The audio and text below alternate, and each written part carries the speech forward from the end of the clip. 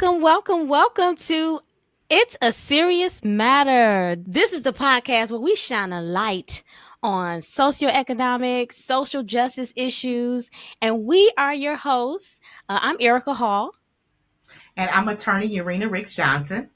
Yeah. Listen, we are here because Alpha Kappa Alpha Sorority has always championed fairness, equity, and through our social action committee, we aim to empower our communities and fight for social advocacy, social justice. And Urena, being our chairperson, has always held this topic that we're going to talk about today close to heart. So, what is our hot topic today? Well, today we're going to touch on a serious matter that's going on every day in our community. And since this month is Human Trafficking Awareness Month, we are touching on human trafficking. We know that this happens every day, and it's something that touches the lives of many people. And we want to bring awareness today. And we are thankful for our guests today. Yeah, We thank do you. a lot of things within the community of Inkster. Our chapter is located in Inkster, Michigan. And we do a lot of collaboration with the local police department, the Inkster Police Department. And Chief Yeah. Jenkins, who is our guest, is at the helm of the Inkster Police Department. She sees things every day that goes on in the community. And Mhm. we are so thankful that she has partnered with us in order to bring awareness to human trafficking. We know that it is, like I said, it's a serious matter. But before we get into the topic and getting into human trafficking and hearing from Chief Jenkins, we're going to show you a brief video on human trafficking. Hey, where you headed? You ladies from around here? Actually, I'm from Florida. Florida? Are we paying you to talk or to drive? My bad.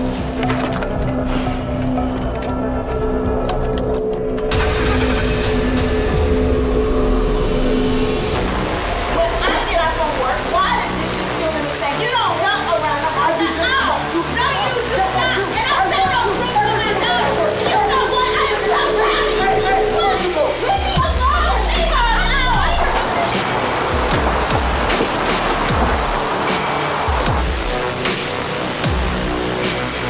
Go get it. Not her.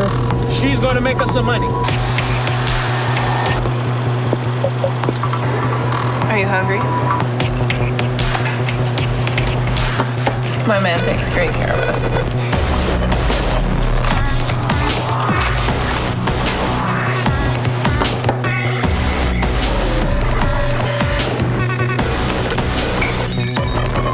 I said, where you been, not what do I think?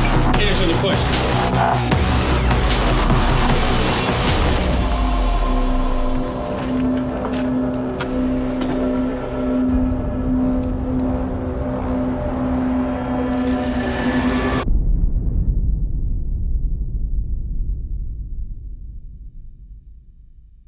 Wow. Okay. You know, one thing Erica and I talked about previously was sometimes we feel like we're kind of far removed from the issue of human trafficking, that it Yeah. doesn't like necessarily affect our everyday life, but it really does. And so, Chief Jenkins, I know you are the chief of police for the Inkster Police Department, and I know that you see a lot of things on a day to day basis. If you can just kind of tell us how prevalent is human trafficking in our community? Human trafficking is very prevalent. I know a lot of people have the misconception that human trafficking usually happens when a person is moved uh, from one state to another, or when a Mhm. person is moved from an international state, city, or something to the United States. In our reality, that's not true. This can happen. It's very prevalent, and it happens right under our noses. Wow. Wow. Yeah, it just seemed like it's far removed because I don't know. I think that once I started seeing all of these posts on social media and it's someone that I know, a person I know, you know, and they're saying that their niece is missing or their little cousin is missing. Help bring my little cousin home. And then it turns out that, she's being trafficked. And that brings it so close to home to where I said, Urena, I never really saw it being that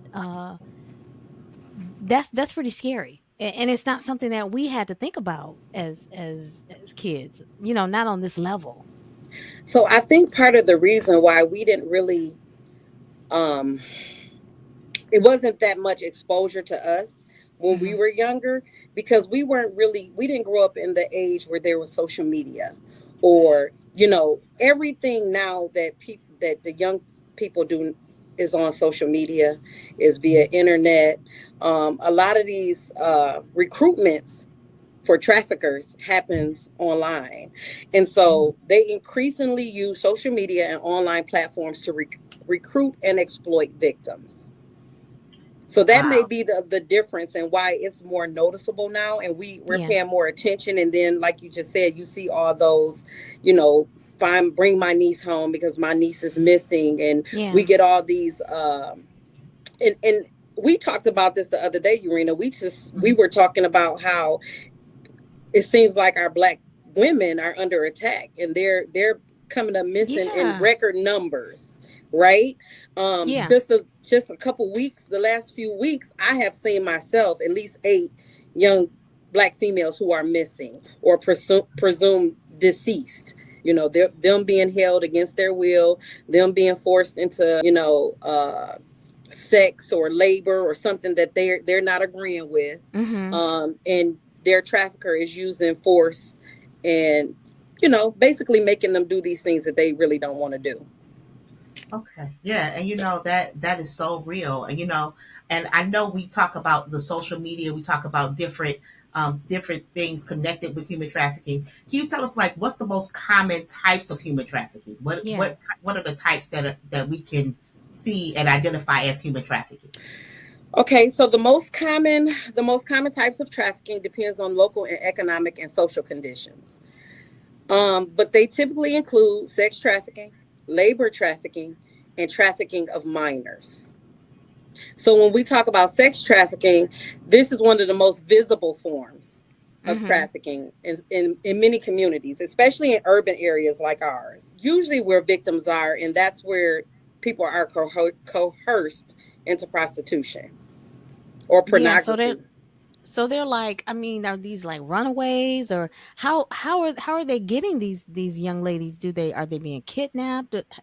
How are they being forced that initial contact? So a lot of times they can be runaways. Mhm. They can have a friend that's involved in trafficking and maybe their trafficker, like we just saw in the video. They can coerce another young lady to go pull another young lady in, and so then Mm. she may think she's just going to hang out with her girlfriend and Right. one of their friends, and then before Mhm. you know it, she's in their life. And they just can't get out. They can't get out. Wow.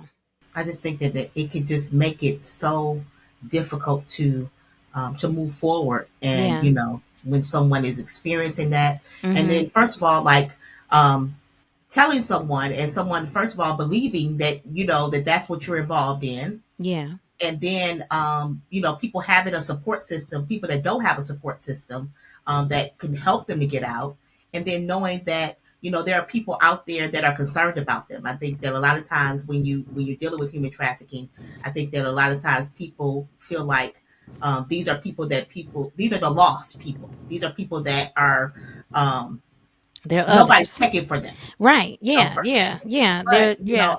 I do think that that's why I think that these discussions are so important, because I think that we should be concerned about even the least of them that are out there that want to get out of something like this, and that don't see their way out. You know.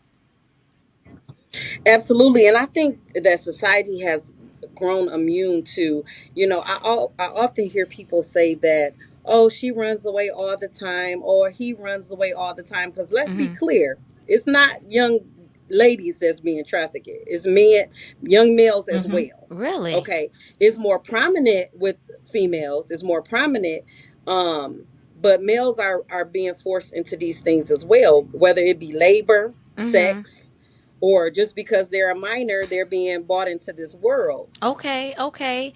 Yeah, that's broadening the awareness, Mhm. as you talk about there, male, not just young ladies, but young men or men as well. So one way that this conversation is going to be effective is we're pushing the need to be aware, how we need to be, not only that it's going on, but how to identify it when we see it, what kinds of things to look for, and then what do we do. So sometimes there's instances where you may see a male with a female and she may appear to be a little uncomfortable, or you can pretty much tell that something is Hmm. not right. I remember years ago there was an incident. I think it was during a Super Bowl or something, and a young lady was on a plane, and the airline stewardess noticed that this young lady appeared to be, a little timid and uncomfortable. She was a younger girl. She was dressed up. Look, it appeared that she was a little too Hmm. dressed up for her Okay. age, and these are things that that airline stewardess paid Right. attention to. And so somehow she was able to leave a note in the Mm. bathroom for the young Wow. lady.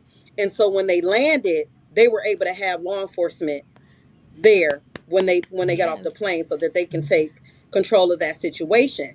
But this gentleman was taking this young lady so she can work during Super Bowl. You're gonna work, you're gonna get with these Johns, you're Wow. gonna make us some money, and so those are some of the type of things that we have to pay attention to, even when we're just out, in the store or something. Just pay attention to, people being uncomfortable with the person that they may be in Hmm. company with, and it's okay to kind of, are you okay, everything good, um Yeah. and if you can strike up a conversation and maybe get that person talking or get them away from that Hmm. abuser, um those are what things that we can do to try to, bring some of these young So we ladies should home. call. We see if we see something, we should call the local police and report it, or is that how we should go about it? Absolutely. If you think that there's something going on and there's tell Hmm. there's signs, absolutely. It's better to be safe than Yeah. sorry, right? Oh Yeah. yeah. And yeah, Yeah. I think that that's so important. I think that we have become. Or if No, you, go ahead. I'm sorry, or if you even just ask the young lady the Hmm. question, if you're not okay, make a Right. gesture, You okay, honey? you know. Right. Yeah. Yeah. Yeah, yeah. And so she can give you a sign. She don't have to say anything, Mm. but she could just, Yeah. you know, any Yeah. whatever it is. Yeah. Yeah. And I think that that's important. And, we have to become more proactive and react instead of being reactional. Hmm. Us, taking a proactive approach is we see something to say something as opposed to just saying, well, oh, well, I'm not going to follow my instincts. I'm just not going to, say anything. Yeah. So I do think that, like you said, we just need to be more proactive and just say things if we feel things are uncomfortable. Um, but Yeah. what can we do as a community agency, community Alpha Kappa Alpha within the local community? We try to bring awareness. What things can we do? Do you think that we can do as an organization, as a local organization? Just trying to help to bring awareness to this. Just keep talking about it. You guys have the Yeah. platform. Any chance you get, just keep talking about it, making people aware. Let them know that we notice that this is a problem, and so we're not going to go away. We're going to keep talking about it until we start bringing these young ladies home. I think it's important to talk to the parents. Because sometimes they get a little, I'm not going to say complacent, but they get used to, if they have a daughter or a Yeah. child that constantly run away, they just assume that she's out there Hmm. being fast or she's being grown. But we have to start making sure that we take the proper Yeah. steps as well as parents, and we have to report it. I don't care if you think she's a runaway and she's just out there being fast and she has a Yeah. history of this. That's all fine and dandy, but you still need to Hmm. report it, because this might be the one time, Right. Mhm. right, that your daughter is in trouble or your child Yeah. is in trouble and they may really need some Yeah. help. So we don't want to get complacent and just automatically think, oh, she's just out there being fast or she's doing this or she's doing that. We want to make sure every time that they leave home that we Yeah. report Yeah. it. And it's as simple as calling your local Hmm. police department, listen, my daughter, she was last seen on this date at this time. This is what she was wearing. This is her hair color. This is her eye color. Just give a description because it's better to be safe And than not. what I don't know if happens? you guys Oh, saw go the. ahead. No, go ahead. Go Go ahead. Go ahead. ahead. I'm sorry. The recent case that just got bound over to Mm-hmm. circuit court regarding Yeah. Naziah Yeah. Mm-hmm. Harris. Where they waited to the Mm-hmm. next day to file the police report, but that time lapse can Be the Yeah. can difference. be a difference between life or death, That's what I right? was gonna ask It's is the timing. What happens? Like how long does it take for once someone is reported that action? They start looking for them, or what happens after someone is reported missing? okay. So basically, you file the initial report, missing Hmm. report. And during the time that you file the missing persons report, some of the questions that the officers ask is, did that person leave voluntarily? Did they leave involuntarily? Does the person suffer from any type of mental illness? Hmm. Does the person suffer from any type of cognitive or impairments or anything of that nature? Okay. And those things allow us to determine the severity of that missing person, Okay. right? Okay. So we ask questions like, where was their last known location? Does this person have a boyfriend, or a girlfriend? Yeah. Who do they hang out with? Because those are places that we can check, Hmm. to make sure that the child or the missing person is not hanging out or at one of their friends' houses. So we try to get down to the bottom. Okay, is this something that we need to bring in other Yeah. agencies? Do we need to contact Michigan State Police? Do we need to contact, the FBI? Do we need to get more resources? Let us call the K9. Do we need to do a track? So all those things kind of play a factor into, how we Listen, handle this that is situation. this is so different. I think so. My children are not. They're not. They're adults now. So, but when they were younger, I knew their friends. Yes. I knew their friends, Right. and social media was just becoming an issue to where it brought all, like, they grew up in the city, so where it brought all the high schools and the kids together, made them, you weren't just having conversation with people in your school. Now people from other schools have access. Everybody's closer now with social media. So I don't know about you, Urena, but when you think about who their friends are, as Chief just said, you're gonna, well, who are their friends? Can we interview their friends? You got to know who they're talking to. That's true. You That's do. Who has access to them on chat or Insta, or whatever platform they're on, and hopefully someone can guide you in the right direction. Do you actually pull their phone records, or how do you go that deep?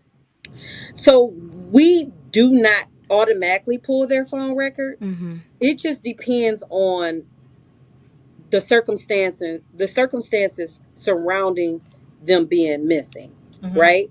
So if we have someone who they say, yes, my daughter is 15, she's schizophrenic, she hasn't had her meds since such and such time, then if we know that they have a cell phone, then we can track their phone, Ping. right? Yeah, Okay. yeah. Mm-hmm. So we can track their phone and it can give us a general area or a general location to where they may be. However, if they turn the phone off, then some other avenues that we do, we Mm-hmm. check social media. When was the last time they were active on social media? Right. Wow. And if we can't get any information there, then we start doing search warrants and requesting telephone records and Mm-hmm. social media records to see if we can kind of narrow down who was the last person that they had contact or conversation with, or where their last known location was. Okay. And is it kind of like the squeaky wheel gets the oil? Is it more Mm. of like if the parents are more active on saying, my child is missing, as opposed to people that are just really nonchalant about it? Are those the people that are you've seen that normally you get more of the coverage, the police? Yeah, who gets Uh, the Amber Alert? Yeah, who you know. who gets that So the immediate Amber attention? Alerts, yeah, the Amber Alerts are for people 18 and under that Okay. are believed to be abducted Mm, Okay. or in imminent danger. okay. Meaning, this person just took my child Mm-hmm. and said that he was going to kill the baby and kill himself. That's when we do the Amber Alerts. Okay. Because now we have a witness that's saying that they took this child unwillfully, and they told me that this was their intentions when Got they left. And Okay. so those are the things where we do, we do the Amber Alerts. Okay. Okay. Help us, Chief. Yeah, Yes, explain it because because I I always didn't wanted know to what the know. criteria was, so Right. I definitely learned something as far as Hmm. so Wow. what that criteria is for that coverage, because we see a lot of things on social media, but a lot of times we don't see like the Amber Alerts or like the outcry of from the local agencies on really finding this person, or if you see this person, I remember we used to see all the time, like if you see this person, it used to be at like grocery stores and different places On the where you milk see like cartons, yeah. Have you yeah, seen when me? you would milk cart, yeah, when you if you see this person, then Yeah. you call this number, but I just don't see it as much, so I just didn't know Right. like what gets more of the coverage, or what gets more of the manpower to help find these missing children. So Amber Alerts, always remember that they have to be 18 and under. Okay. They have to be under 18. Okay. Okay. And there has to be abduction Mm-hmm. and imminent Imminent danger. danger. Gotcha. Okay. Yeah. Okay. Yeah. Yeah. So listen, I remember talking about this whole social experience. I would say about 3 years ago, my now 25-year-old son started pressing me to share my location, right? And I was like, I ain't doing that. Mhm. I'll be where I be.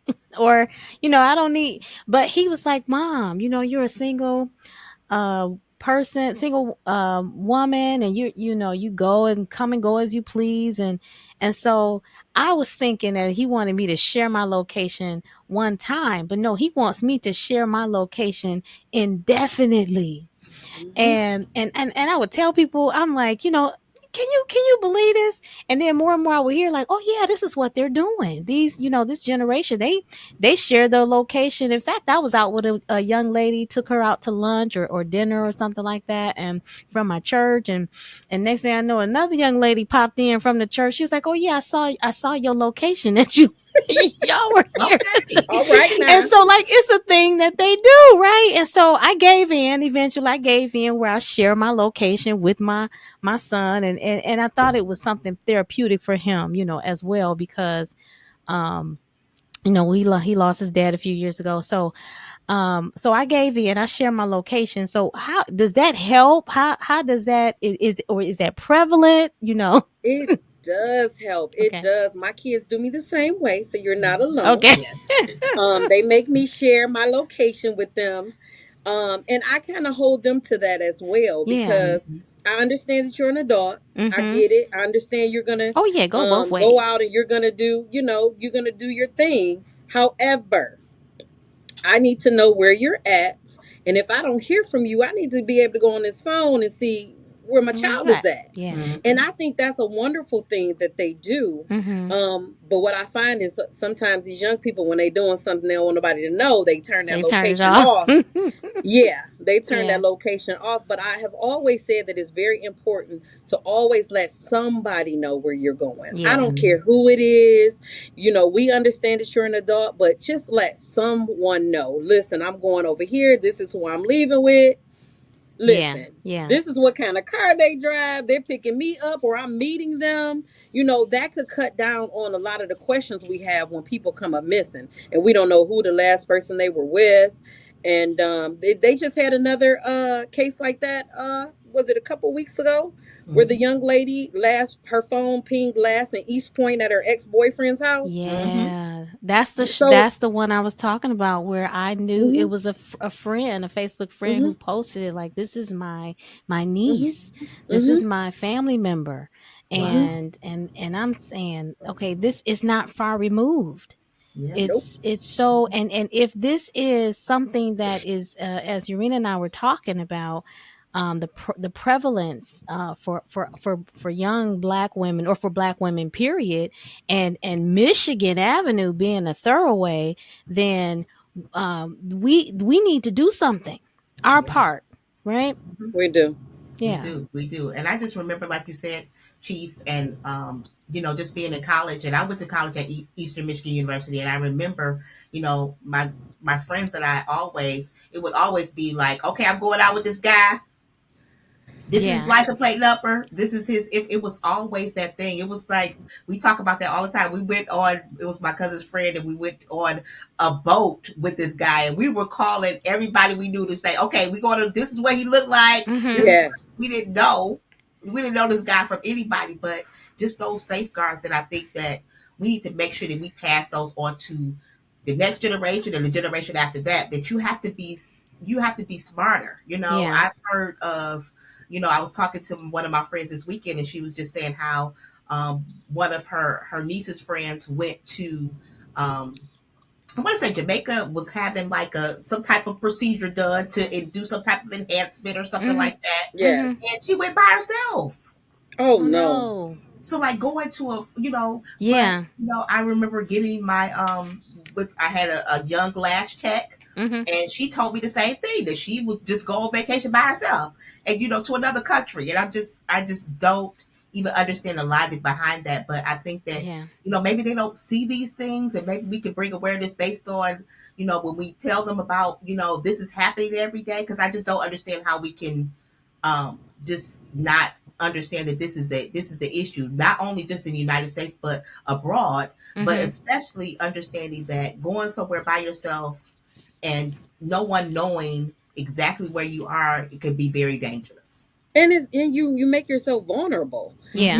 People watch you. They look for people that's traveling alone, especially women. Yeah. Hmm. Oh, she's by herself. She got off the plane by herself. She's getting in an Uber, Hmm. or a Lyft, and people pay attention to those types of things. Wow. And then you're going in to have something as serious as a surgery. What if something goes left? Mm-hmm. You know Exactly. what I mean? Yeah. They have to be very careful. I preach to my kids all the time about those type of things. Yeah. I always talk to them about your friends. If your friends show you their hand once Uh-huh. and it's not good, then you Yeah. need to believe them, and that Believe you them. need to distance yourself from that friend. Right. Good And advice. so I think we just have to keep talking to them and keep talking and keep putting this information out there.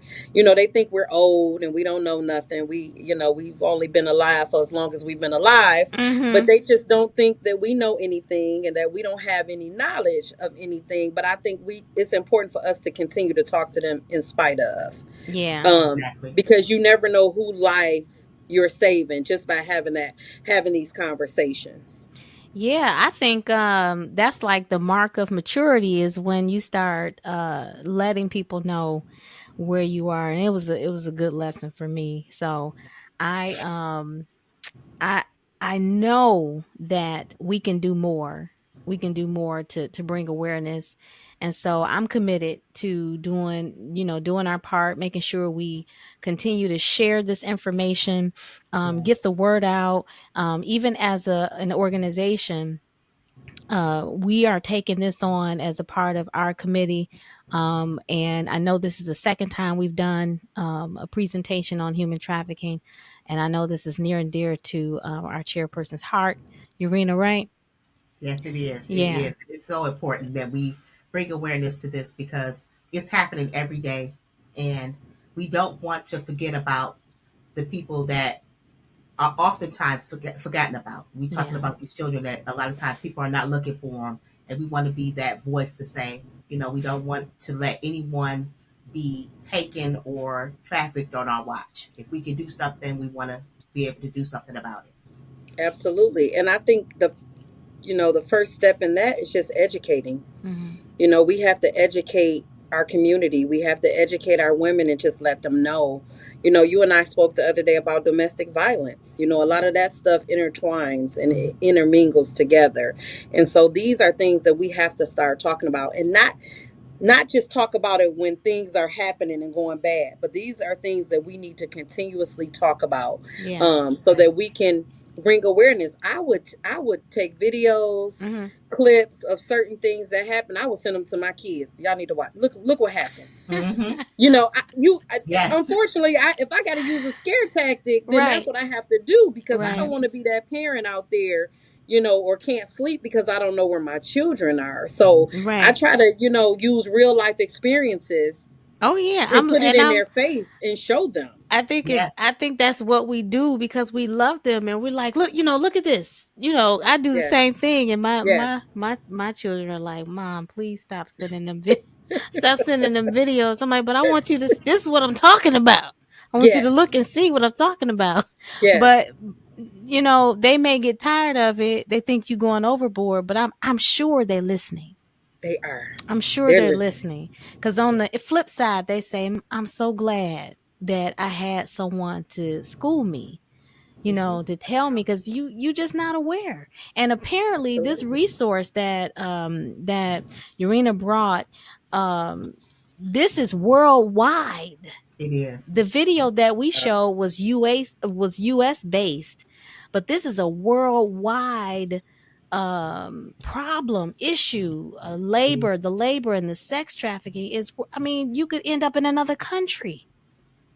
Yes. It, Yeah. it gets it's way deeper than we know. And that's why a lot of times when we have people missing and they're missing for a significant amount of time, we don't, as a local law enforcement agency, there's not a lot we can do with that. Yeah. We have to turn that over to the federal government, and Wow. because they can cover more ground than we can. Yeah. Right. And so we have to turn it over to the powers that be, Mm-hmm. that actually has the resources to, continue the search or continue doing what they need to do, Yeah. to bring these people home. So Yeah.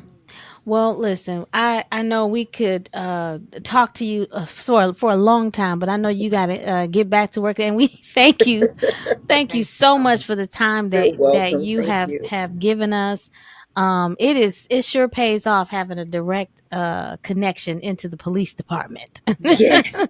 Thank you so To Yes. much. share this information. And so we thank you, Chief Jenkins. Thank you so much for coming on to It's a Serious Matter podcast. And hopefully you can tune in to the broadcast as we are recording this and it's going to be aired on our platforms. And we want you to come back. We're going to invite you back Yes, because definitely. there's, again, like we said, Absolutely.